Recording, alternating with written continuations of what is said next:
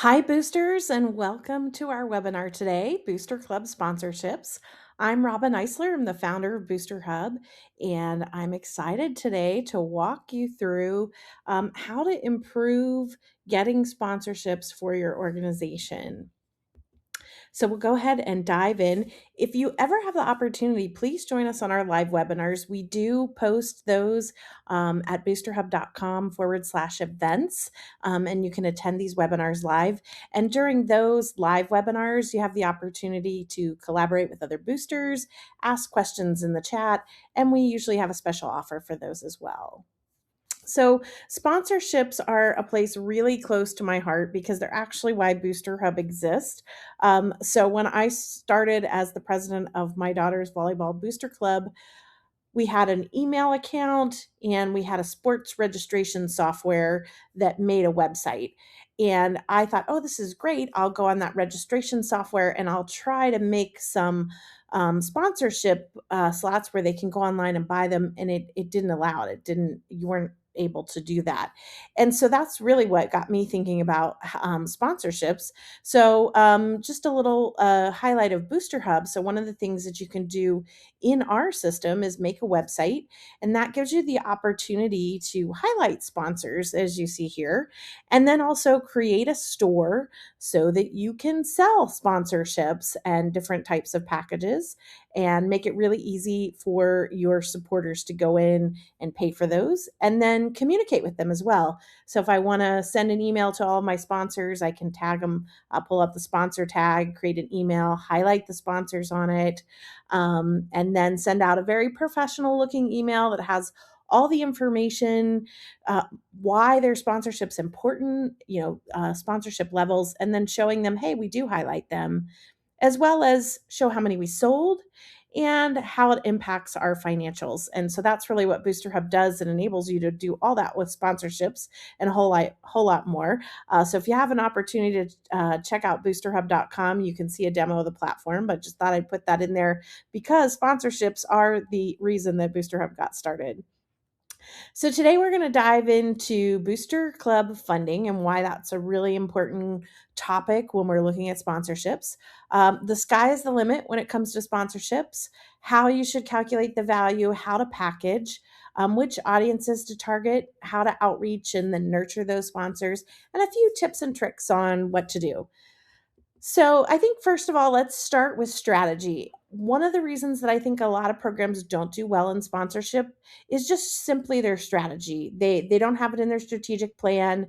They tend to use fees rather than sponsorships. We see this a lot in the fine arts, the marching band communities versus the athletics. In fact, athletics tend to outperform marching band and fine arts like 4-1 on sponsorships. And I think it's just a culture. So athletics used to be an extracurricular activity, and sponsors just went into helping fund some of those things. Whereas the fine arts programs were really funded by the schools, and that has since changed. A lot of that's moved to the Independent Booster Club. And so I think one of the first things you have to do is have just a major mind shift of what you're doing, what your mission is for your program. And so the job of the Booster Club is not to go out and get donations for the band. That's not it. The job of the Booster Club is to fund the nonprofit, and that nonprofit enables 150 students to have music education in your community. And so you really just need to reframe that conversation and what it looks like and your strategies for funding your nonprofit or your booster club. This is not just about raising a little bit of money for a class. And so I think when you readjust that strategy, it really helps change the sponsorship conversation. And you think you've got to do that if you're really going to attack sponsorships at a high level. So typically what we see in a booster club is you have an annual budget. So this is what it takes to run your program. On average, $50,000 to $100,000 a year. There are outliers at both ends in big ways. Smallest one I've ever seen is 1,000. Biggest one I've ever seen about 2.5 million. So there's a lot in between. And typically you take this annual budget and then you're going to do some fundraising. So I say minus fundraising. You're going to get some sponsorships, and then you're going to have a little bit left over that you need to make up for. And that's what you usually charge in fees. This webinar is really focused on marching band and fine arts communities, but you can apply this to the athletic programs as well. So typically what we see is the most common structure, percentage wise, is we would see most programs, about 50% or more are collecting funding their nonprofit through fees, and then maybe 35% of fundraising, and then 10% sponsorships, and maybe 5% miscellaneous. There are a few outliers on this. There are some programs that have a miscellaneous that may do the majority of the funding if you have a big event or parking or a giant concession stand or something like that. And I think this webinar is geared towards taking you from this to this. How do we get from about 10% of our budget coming from sponsorships to about 40% of our budget? And I really think that applies across the board. So if you're a small program in a small town with a smaller budget, I still think you can come up with about 40% of your funding from sponsorships. And if you're a large band, you're typically in a bigger area. You've got more businesses to rely on. So I think you can really almost use these charts universally. But this is where you can go to sponsorships. And we have some that are 60 to 70% sponsor funded. In fact, when I was doing some research for this webinar, we have a program that's completely sponsor funded.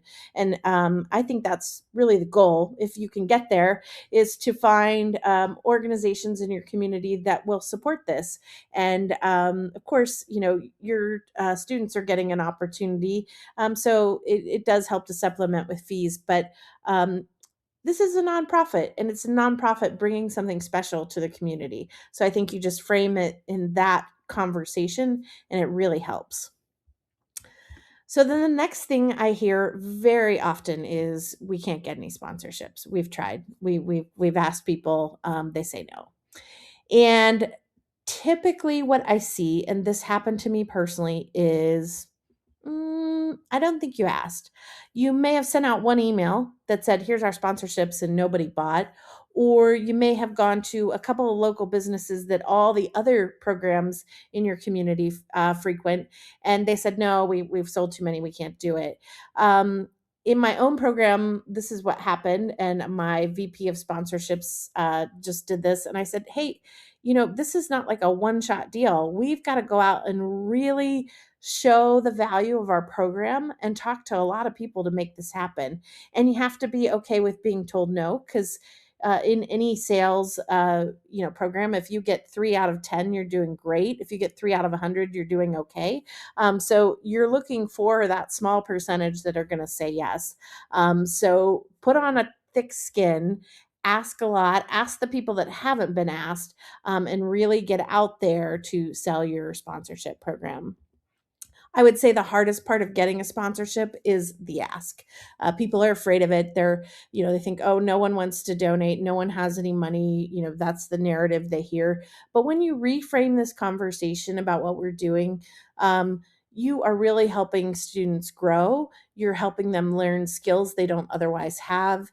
You're growing them into great contributors to your community. And at the same time, if you're doing something like marching band, you've got a lot being given back to the community with the pageantry and the entertainment and the bringing the community together. So there's really a whole lot here on the table that we can package into our storytelling to really get people excited about this. So I've framed up a couple of asks here, and the first one I call ask number 1, and this is just going out and saying, "Hey, I'm with the Band Boosters. We're raising some money for marching band season. Would you donate some money?" And then the second one, I've said, "Hey, I'm with the Band Boosters. I don't know if you know this, but we're a nonprofit that funds the marching band at the local high school. We really can't deliver this product to the community without partners. And so we're asking, would you become a partner and help us support these students through this journey?" The biggest difference between these two asks is that the first one is $100 ask and the second one is a $5,000 ask. And I think when we're thinking about sponsorships, we tend to use the first option. more often. Hey, I'm just looking for a donation for the band boosters. What can you do? $100 is easy. But the reality is, if you're going out and making the asks, you have the same number. So if you're going to ask 10 times, use number two. And you may get one or two of those $5,000 sponsors and three or four of those 400. But if you're always using ask number one, you don't really have the opportunity or the way to sell that into a bigger ask. And we're going to talk about how to package it to make it more valuable for the sponsors here in a few minutes. So I ask a lot of people, what's the highest sponsorship that you have for sale? And they'll give me a number, $500, 1,000, 5,000. And then the next question is, what's the highest sponsorship that you've ever sold? And they're going to tell me it's 500 or 1,000 or something like that. You set the limit on this. So in Booster Hub, the highest one we've ever seen sold is about $25,000 for one sponsorship. It wasn't a super large program. It was a relatively small town, but they had somebody passionate about what they were doing. And so I think you have to really reframe this in your head. What is the top? What can I put together that makes sense for my program and my community? I can tell you that in my program, every year I increased our top sponsorship level by $500 just to see if I could ever get it to a point where someone would stop buying it. And I was around for 4 years there, and I never got to the point where someone would stop buying it. So I think you have to think about that: is if I can sell a $2,000 sponsorship, could I make it 2,500? Could I make it 3,000? And really, you're the one that sets that number and says what that value is worth. So always go beyond where you think you should. And my um, my advice is, if you sell two, you didn't price it high enough. So you should always price it high enough to where there's only one person that will buy that one. And then you have a next level where two people will buy it. So if you sold two of the very top one, you could have gone a little higher. I think is a good measurement. So, how to set the value for, well, first of all, you need to know how much you need for your program. Now, that number seems giant and, could be anything. We need to talk a little bit about what you have to offer and what the value is to a sponsor. So I was out in my community earlier this week and drove by my local high school, and it's one of our Booster Hub users, Georgetown High School, and they have this great trailer that sits out on a very busy road. So we have about 2,500 students in our high school. So every single day, about probably 5,000 people at least are driving by this trailer. You can see they don't have any sponsor logos on the back, and then it's also on a very busy road. Right across the street from here, and I didn't get a picture of it, there's a billboard across the street that actually faces the highway. And I called to find out what they're asking for that billboard, and they're asking about $1,500 a month per side. So for both sides, it was $3,000 a month. And so, just easy translation is that this trailer sitting here in this parking lot 360 days a year is probably like a $10 to $15,000 sponsorship opportunity if it's done well and it's done right. And so I think one of the things we just miss are these opportunities sitting right in front of us that you can package and you can sell. Sometimes doing a wrap on a trailer is a one-time deal. You have a sponsorship to do it, but you could also frame that into every year, just getting some decals and putting them on the back, or we'll talk about a naming rights sponsor here in a few minutes. So the first thing you want to do is count the eyes, the number of people, the number of times that things are seen in your program. So first of all, just an average program.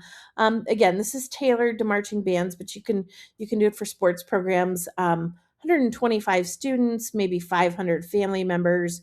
You've got an email list of 2,500 people, because that would be your current program, maybe some alumni from a year or two back, maybe some other community members, some sponsors. And if you send that email list one time a month to those 2,500 people, that's 30,000 sets of views. If you've got 1,500 social media followers and you get one or two views a week on there, you've started to grow that number exponentially, something like 20,000. And if you have events that have attendees, you can count those. So now we're looking 10,000. So it's really easy to come up with more than 50,000 views of a sponsor's logo or an impression or you announcing their name. Um, it's really easy to show how much value you have because all of you have it. Every program that has more than one student, well, let's say, okay, more than 25 students in their program, you have some sponsorship value along these lines. And if you can grow that social media site to get a lot of followers, that makes that even higher. If you can really work on building your email list, that grows that to even higher. And these are all things that have value when you're reaching out to a local business to say, hey, we'd really like for you to become our partner in this program. These are things that add value. So let's look at what you have. The band trailer. So we talked about that. That could be up to a $10,000 potential. You've got gym or field banners, some value there. Event programs. We're not seeing these as much anymore. In fact, this used to be like the main sponsorship sale was put your little ad in the event program. But we do see some of that online. Verbal announcements. So like if you're at events and you're saying, hey, this is our 2026 show, or this is our tonight's game is sponsored by, and you throw a sponsorship in there, that's got a lot of value. And email newsletter, as I showed you in the beginning, putting those logos at the bottom. Website promotion, same again, showcasing the logo. Social media shout outs. Hey, thank you so much for this donation to this business. And then also just visibility to the fans. So if you're a marching band, for example, and you're performing at 7 home football games, and each football game has 5,000 people at it, you've got a lot of audience there to sell. So a lot of people they have trouble making the value tangible. They have trouble like putting a number on it. What's it worth? So these are just some ways to think about what you have. I had a soccer program come to us years ago and they said, well, we just don't have any value. And so we started talking and I said, well, do you have a stadium? They said, yes, but the scoreboard is sold by the football and the athletics program. And we talked and we said, oh, but there is a little area for signs. So they were able to do some small, like 2x3 banners. And then they had just purchased Booster Hubs. So they had a website. And then we talked about the email distribution list. And all of a sudden they were like, wow, we have a lot to sell. And so I think you just have to break it down, every little thing. Where are we talking to people? Where are we visible to people? And how much do I think that's worth? Remember that all businesses, they're paying for social media ads, they're paying for referrals, they're paying for sponsorships in other places. So you really have a lot to offer. So I think this is really more about your own internal process of making what you have to offer tangible and concrete so you can see it, so now you can go out and sell it. And so let's talk about what is the value to a sponsor. Well, you've got brand awareness, you've got referrals from being involved in a program, being known for social good, they're giving back to the community. And so, just to sample here, I just made a little realtor. If you had a realtor who came out and was your named sponsor for your season, and they got to attend your events, they maybe got to have a 1 or 2 minute promo at a banquet or a season kickoff, or got to have breakfast with the team or something like that. And this realtor picked up 1 or 2 new clients during all those discussions. The return on investment for that realtor could be 10 times what they spent on the sponsorship. Same for an insurance agent or financial services, a car dealer, any of those types of things. And so I think a lot of times we kind of come, hat in hand, and we're kind of begging, okay, can you give us a little money? This is real value for these businesses. You are giving them a great opportunity to market their services to a closed community, your community, and then also awareness outside of that to any of the fans or spectators. So I think, again, just reframing it in your head of what am I selling here and what's the value? This can be game changing for a local sponsor. And, if I were in one of those segments, I would be finding a local program to adopt and going all in. Because let me tell you, in a marching band program with 100 students, a couple of those families are going to buy or sell a house in the next year or two. So let's talk a little bit about how to package those sponsorships. So, one, you want to keep it relatively simple. Sometimes I see charts and there's 10 levels and it includes this, but not this. And you get these extra things and you get two seat warmers and you get this. And it can get a little crazy. So, I recommend to keep it relatively simple. Make sure there's distinguishable levels so you kind of get a bigger benefit at each level. We're going to talk about this in a minute, but I have a business built sponsorship and then a family sponsorship, which is really leans more towards a donation. But there's some ways to package that to make it attractive to your families. And then you can make an entry level where people can come in and they can start with you as an entry level sponsor and grow over time.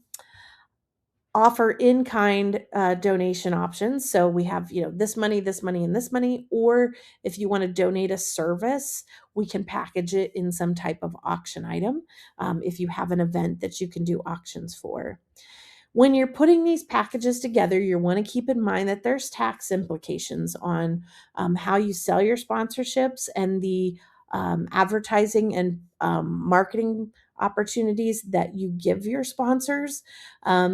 So, advertisements are taxed a little differently than just pure sponsorship, where you just show a logo.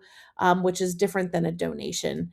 And so, as you're putting these things together, if they're receiving something of value, there's a little bit less that can be written off as a donation.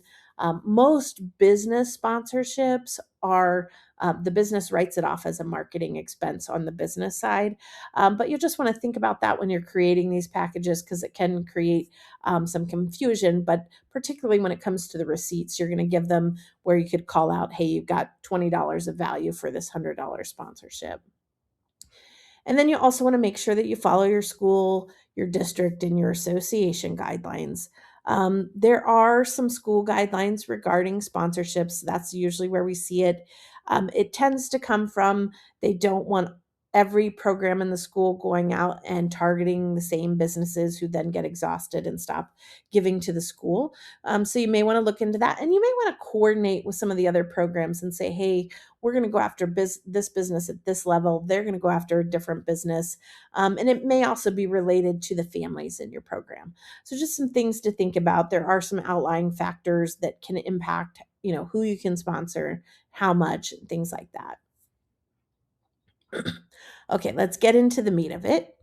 Let's see here. So we have our levels, and you can't see these, but I have them 1, 2, 3, 4, 5. So we'll put them there, the various amounts and what they include. Now, these are just samples and just giving you some guidelines. So, if you're doing an in kind, this would just give recognition. Hey, thank you to this restaurant. They donated a gift certificate.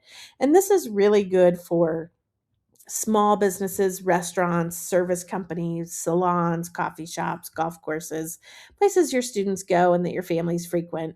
And you can make this unlimited. So, again, this is something not all booster clubs can use in kind donations like this. But if you do have any type of an event, turn these into gift baskets and make a spring cleaning one, and it's got cleaning services and yard cleanup and all that in it. And, you've got a taste of Georgetown basket that has all your restaurant ones in it. You can do a lot with this and then try to add something that doesn't have a specific value to kind of make that basket be worth more in an auction.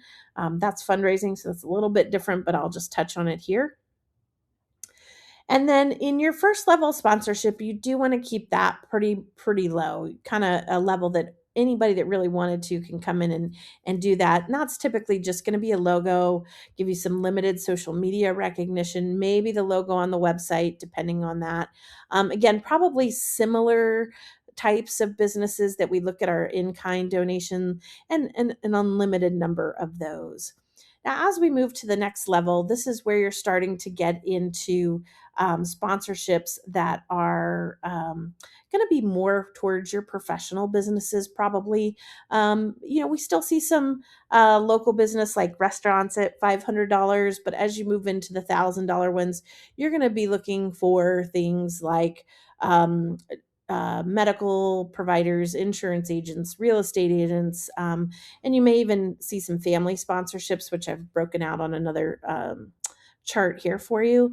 But this is really the level where you're really starting to get into the really high level of sponsorships, and they're going to get a little bit more attention. They're going to maybe get their banner. They're going to maybe get an announcement at a football game or at a contest and say thank you to this program who's supported us this season. And then we'll move up from there going into another level, who now, maybe this level, they're getting constant social media call outs throughout the year, throughout the season. They're featured in all the communications. These are things like maybe banks or financial services companies. Again, you need to know who your audience is. It is hard for a restaurant or a local business that's dealing in smaller dollar transactions. It's harder for them to justify a sponsorship at this level. So once you get above $2,000, I think you're really looking more at professional services type businesses or very large businesses. If you have a manufacturer in your area, or a car dealership or something like that, this is really the level that they can start to participate at and start to get, we're talking about return on investment. So this goes from, hey, I'm helping out the band and giving them $500, to I'm buying a $5,000 advertisement that I'm hoping will bring me in X amount of business to pay for it. And so that's really these two levels, 3 and 4. And in fact, I've highlighted 4 because I think these are the game changing sponsorships when you get to this level. But these are the ones that I think you can really target those businesses and say, hey, again, a real estate agent, they may come in a $500 sponsorship if you frame it as, hey, please donate to the band and support the community. Now, give that real estate agent 2 minutes at your opening dinner, give them 2 minutes at your banquet, let them walk out onto the field at one of your football games, highlight their logo in every single communication throughout the season. And I guarantee you that somebody from your program is going to reach out to them. Of course, this is assuming they're reputable and have all that. They're going to reach out to them and want to do business with them. And that's because sponsorship loyalty in booster clubs is very high. We don't have specific data, but it's similar to like a NASCAR fan. So, personal story for me, my car had some issues a few weeks ago, and I had to call a tow company. And you know who I called? I called the company that sponsored my daughter's volleyball team 6 years ago. That's the kind of loyalty you have from these kind of sponsorships. So I think it's these two levels where you really shift that frame of mind. You're not asking for a small donation for the band. You're like, hey, we want to bring you in as a partner, and as a in return for that partnership, we're going to give you a lot of access and a lot of visibility to our members and our families, and hopefully that's going to give you a return on your investment. And then that's going to be a very positive partnership. And they're going to be ones that want to come back next year and say, that was great. I got 2 customers off of that. I'm going to do that again. So that's where you really want to make that really distinguishable change in what you're selling them, versus just a small donation. And then there's one level above that. And that's what I call like the presenting sponsor. This is somebody who they really want to fund your program, and you could see levels higher than this. And they're getting all of the above. And they're really proud to be the main supporter of this program in your area. They're a partner. They typically, you're going to see organizations like this that sponsor a lot of nonprofits in your community. So that may be one of the things you want to look for, is who's out there sponsoring a lot of the different nonprofits. When I was reaching out to do research for this webinar, there was a local band in Atlanta, and they actually went to Chick-fil-A to buy all of their meals. And because Chick-fil-A is Atlanta's headquarters, they got in touch with the corporate headquarters, and now Chick-fil-A is their presenting sponsor. And they get a lot of money from Chick-fil-A every season. I think a lot of times what happens is people hear a big name and they're like, oh, let's go to Walmart or let's go to here and they'll be our sponsor. It's really hard to get really big corporate sponsorships at these local levels. So, one of the things that I say, even though I just brought up the Chick-fil-A example, is really focus on your locally owned businesses and where the decision making is made locally, because I think you'll have better outcomes. You might be able to get the level 1 or 2 from some of those big corporations because they usually have some budget for that. But when you move up to these bigger sponsorships, you're really going to want to be focusing on your locally owned businesses. Now let's look at the family packages. And I just did a couple of these. And these really aren't sponsorships, but I wanted to add them in here because I think they can be a big part of your budget. And we found that in our volleyball program. We started building these together. And basically, it was a package that a parent could buy at the beginning of the season. And it included all the things that we were going to sell them through the season, like maybe some tickets to a show or tickets to our banquet, maybe a t shirt, and a couple other things, and then it also had a donation included. And so for example, the first level, $250. So we packaged up a T-shirt, some recognition, thank you to the Smith family, and a donation into that. Now the T-shirt sells for $20. Our cost is 10. The recognition doesn't cost us anything. If I just said, "Hey, you get a T-shirt," all I'm going to sell this for is $20. But if I package it in and call it our family support sponsors, or our gold families or silver families, or you put some names to it, and it is a good idea to put names to it. All of a sudden, I just got $100 donation or $150 donation without really even asking. And I think you can build these out at bigger levels and include things like reserved parking or pre-show access or dinner or lunch with the director or the coach or a special photo session, VIP table at the banquet. And people get really excited about these things. And again, this is not businesses out in your community. These are going to be the families who are currently in your program. And, the beginning of the season, mom and dad are really excited for what their students are doing. This is a great way to get money. It's not a fundraiser. So I'm going to call it a sponsorship and pull in donations. If you say, "Hey, everybody donate to the band," you're probably not going to get anything. But if you say, "Hey, we're selling these family packages or these family sponsorships this year, and they include some extra perks that you don't get," I think you'll find really good luck at selling these.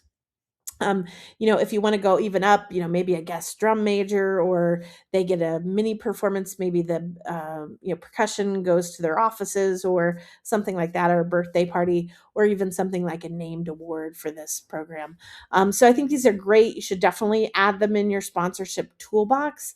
They do likely account differently than sponsorships in your financials.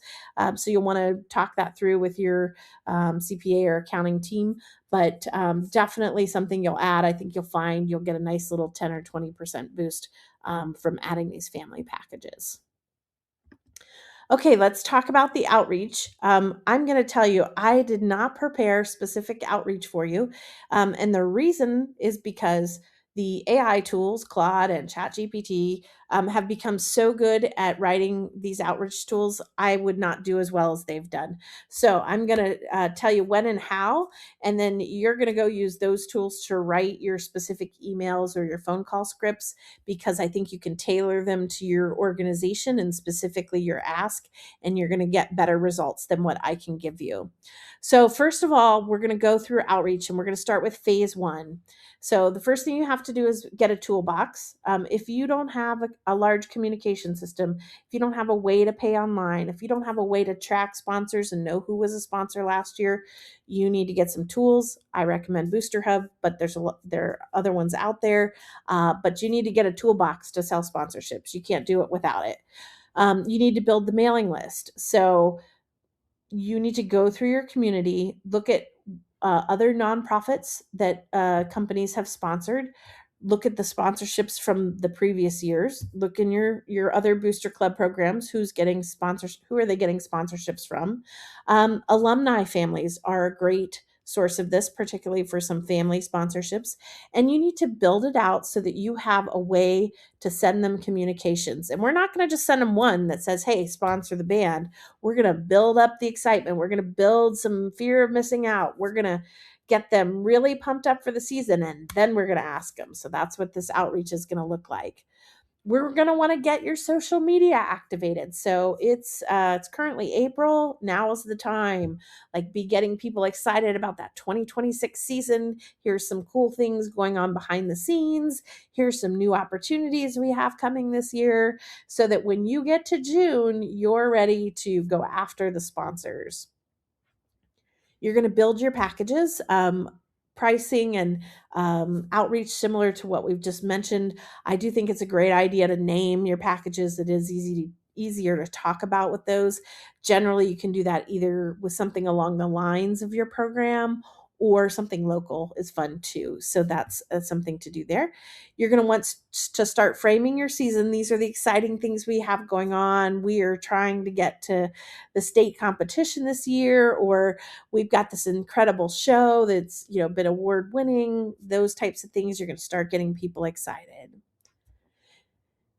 You're going to want to use an AI writer to frame your ask. So go ahead and learn how to use Claude or ChatGPT. I'm a big fan of Claude. I think it's a great writer. It's excellent at outreach. So if you haven't used it, it is free for the most part. So Claude.ai can get you started, but definitely get it to build out a couple of email sequences for you and a couple of call scripts. That's just a great place to get started. Now it's phase 2. So we've got these mailing lists, we've got everything in place. Now we're going to start crafting the communications to get people excited, highlight the goals for the season, make sure the students are front and center. Whatever you're doing, get pictures, get video, show what the students are doing. Look how cool it is. Look at these students doing this awesome stuff. You're going to want to introduce or tease, hey, we've got some incredible new ways to support the band this year. Stay tuned for an email coming on May 1st or June 1st. Don't make that ask yet. You want to get them enticed and interested and excited. And you also want to reach out and say, hey, we're getting ready to offer our sponsorship packages for this year. Do you know anybody who may be interested? And try to get some more people added to that mailing list from your community. Now it's phase 3. It's time for the personal ask. So the first thing you're going to do is set your deadline. Sponsorships need to be sold by July 1st or July 15th, particularly if you're a fall or year-round program, or 1 to 2 months ahead of your season, because you're going to need some time to get the logo on anything printed, to get all the preparations so that they can be acknowledged properly. So you want a deadline in there. You want to send out just a big bulk email like the one I showed you when we started. Just, welcome to the Booster Club. This is what we do. Here's the important things that our nonprofit does. We are a nonprofit. That's important. And kind of just get those people warmed up so they're getting that bulk email. Now the bulk email is going to say, these sponsorships are available. We've got these levels. They're available. And then you're going to follow that up with a personal email from your email account or the band's email account and say, hey, we're reaching out. We're looking for partners for this year. Use the AI writers to help you frame it. Would you be interested, or can we have a quick phone call? A quick phone call to your high potential sponsors, people that you think are really good candidates, or they've maybe emailed. And then an invitation to the warm-up events. Like, do you have a pre-show? Do you have an evening where they can come and meet everyone? Because when they walk in the room and they see 300 people, all of a sudden things change a little bit. They're like, wow, this is tangible. This is real. This has value. And so if you can kind of get them introduced to that, if it's somebody from the outside, be sure to invite them in so that they can see it. And follow-ups, if they didn't answer the first time, they may have got busy. Try again. I say up to 7 times. You can definitely do that on the bulk email side. I'd probably send 2 to 3 personal emails and maybe 1 to 2 phone calls. Now, once you've moved past that, you've got some people who are interested and you're getting them to say yes. You want to make it easy for them to pay. When I started our Booster Club program, everything was on a form with a chart, and I had to run all over town picking up checks. I tell you, our business is 5 years old and we don't have a checkbook. And so I don't like to pay anything by check. And if you tell me I have to pay by check, I'm out. Give them a link to pay. I will tell you that most people want to pay online. They want to use their credit card because they get points. And if there's a little bit of fee, that's okay. You're going to more than cover that with the sponsorship. Send an immediate thank you to thank them for the sponsorship. Make sure the main contact of that business is added, and then also others. So sometimes it may be an administrator from the business that has bought the sponsorship from you. Make sure that all the business owners are added. Or if they have a mailing list that they'd like to share with you, it's a great way to grow that mailing list. Recognize as required in the sponsorship. And then at the end of the season, be sure to thank them again and highlight them at the end of the season. We'll jump on to some tips and tricks. First of all, I recommend that you have a dedicated board member for sponsorships. Generally, it's probably the vice president. It's a really good spot to do that. But this needs to be a dedicated role that has a dedicated mission with very specific action plan. And they may not be the only one asking for sponsorships, but they're responsible and accountable for getting those sponsorships. As we talked about, offer those family sponsorships, or we can call them family fan packages or anything like that, but it's basically a sponsorship. Make it easy to pay over time. So if you want to sell a really big sponsorship, let's say you want to do $12,000 a year, offer the business to pay $1,000 a month. It's a lot easier for the business to cash flow that than it is a $12,000 chunk. And you can just, put it on auto bill for them. You may need a little bit of money at the beginning of your season, and you could say, hey, how about a initial payment of $2,000, and then it's $750 a month. We have that capability in Booster Hub. Highlight the students, keep them front and center. That's what this is about. It's about them. Create some priceless opportunities. We talked about the reserved parking, the guest drum major, or a guest band director, or meeting the coach for lunch and a private lunch to talk about the season. Those things don't have a tangible value, and you can put that in a sponsorship, and there are people that are going to really want that. I will tell you, I had two moms at an auction get into a bidding war over a parking spot, and it was because they both worked and they got to our games late, and they both really wanted to be able to just pull in and know that there was a spot right by the door and they could get into the game quickly. Parking spot sold for $1,700. So put things in there that don't have an exact value on them, and some people will find that priceless. Make sure that you're focusing on your sponsorships prior to your season. This needs to be something you're doing ahead of time. It's not something you should do at the last minute. It's also important to remember that your booster club has power. And by that, I mean you have a community of people that can sway things. They can sway things like votes and, sway decisions in your community. And when people start to realize that, they recognize this might be a community that I want to get involved with and start participating, because you are a community organization of like-minded people doing the same thing, and you can make a lot of change in a lot of ways. So think about that and think about how you can roll that into your sponsorships.